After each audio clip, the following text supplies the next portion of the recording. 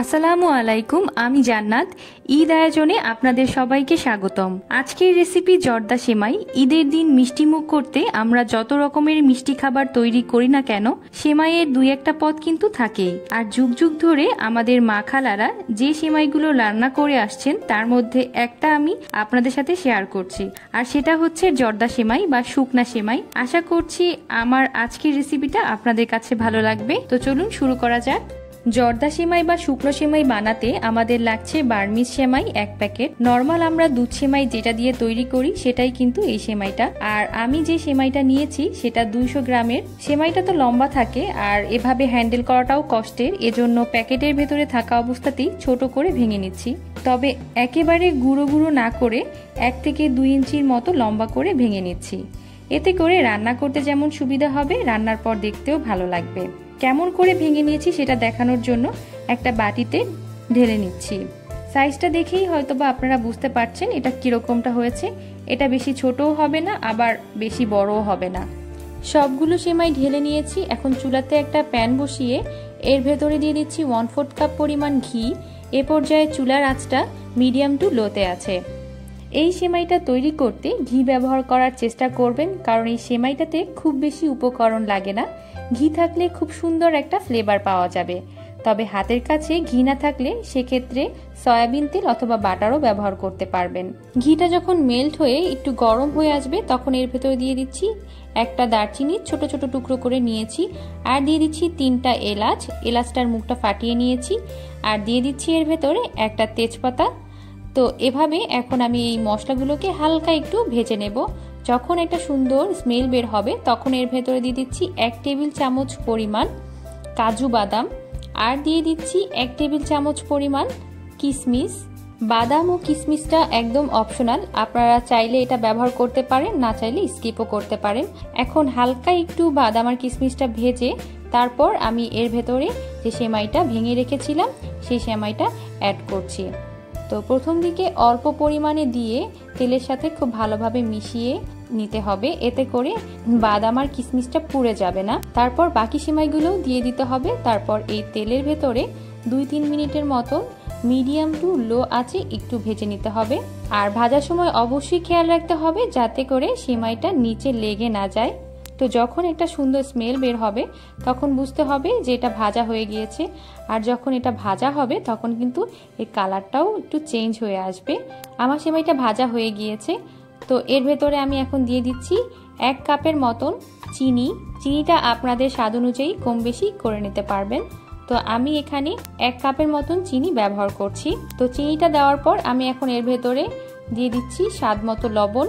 এখন আবারও এই সেমাইটাকে খুব ভালোভাবে মিশিয়ে নিচ্ছি, আর চিনিটা দিয়ে কিছুক্ষণ ভেজে নেব। এতে করে খুব সুন্দর একটা কালার আসবে। 2 থেকে 3 মিনিটের জন্য সেমাইগুলোকে চিনির সাথে খুব ভালোভাবে ভেজে নিতে হবে। আর এভাবে 2টি চামচ ব্যবহার করে আপনারা যদি নাড়াচাড়া করেন সেক্ষেত্রে কিন্তু খুব সহজেই ভাজা যায় আর ঝামেলাও মনে হবে না। তো এভাবে 2টো চামচের সাহায্যে নেড়েচেড়ে সেমাইগুলোকে 2 থেকে 3 মিনিটের জন্য ভেজে নিলেই চলবে। আর এই সেমাইগুলো খেতে কিন্তু অসাধারণ লাগে আর একদম ঝরঝরে হয়। তো চেষ্টা করবেন এভাবে একটু ভেজে নিতে। আর এই সেমাইটা কিন্তু এমনিতেই ভাজা থাকে, তো বেশিক্ষণ ভাজার দরকার নেই। এভাবে 2-3 মিনিট ভেজে নিলেই কিন্তু আমাদের সেমাইটা খুব ঝরঝরে হবে। তো এখন আমি এর ভেতরে দিয়ে দিচ্ছি 1/2 কাপের মতন পানি। আর পানিটা আমি নর্মাল তাপমাত্রার পানি ব্যবহার করছি, আপনারা চাইলে গরম পানিও ব্যবহার করতে পারেন।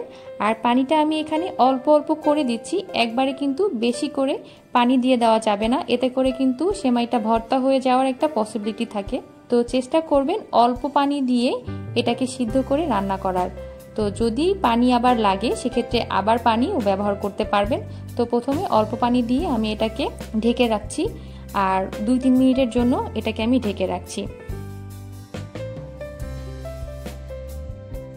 2-3 মিনিট পর ঢাকনাটা উঠিয়ে আবার একটু নেড়েচেড়ে মিশিয়ে নিচ্ছি।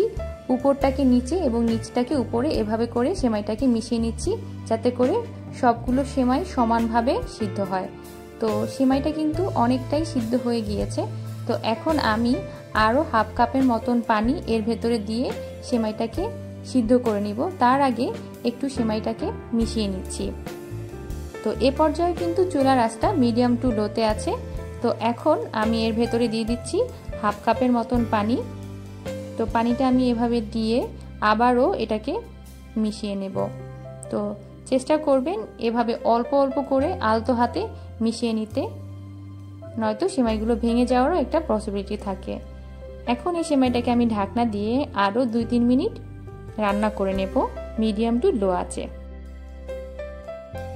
তো মিডিয়াম টু লো আঁচে 2-3 মিনিট এটাকে রান্না করার পর ঢাকনাটা সরিয়ে এর ভেতরে আমি 1 চা চামচ পরিমাণ ঘি দিয়ে দিচ্ছি। সেমাইটা আমাদের রান্না হয়ে গিয়েছে, এখন আমরা চুলা থেকে এটাকে নামিয়ে নেব। এই পর্যায়ে যদি একটু ঘি দিয়ে আবারও একটু মিশিয়ে নেন সেক্ষেত্রে কিন্তু সেমাইটা খেতে আরও বেশি ভালো লাগে। তো আমি একটা কাঁটা চামচের সাহায্যে সেমাইটাকে ঘিয়ের সাথে খুব ভালোভাবে মিশিয়ে নিচ্ছি। আর এই কাঁটা চামচ দিয়ে মিশিয়ে নিলে কিন্তু আর একটা সুবিধা হচ্ছে এই সেমাইটা কিন্তু আরও ঝরঝরে হয়। তো গরম থাকা অবস্থায় এই সেমাইটাকে কাঁটা চামচ দিয়ে এভাবে একটু ঝরঝরে করার জন্য এভাবে একটু নেড়ে দিতে হবে। তারপর এটাকে পরিবেশন করলেই ব্যাস আমাদের ঝরঝরে জর্দা সেমাই তৈরি। চুলা থেকে নামিয়ে ঠান্ডা করে একটা সার্ভিং ডিশে এটাকে সার্ভ করেছি।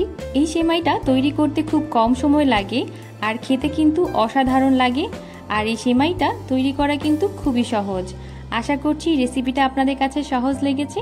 সহজ লাগলেই আমার সার্থকতা। সবাইকে ঈদের শুভেচ্ছা। সবাই ভালো থাকবেন। আল্লাহ হাফেজ।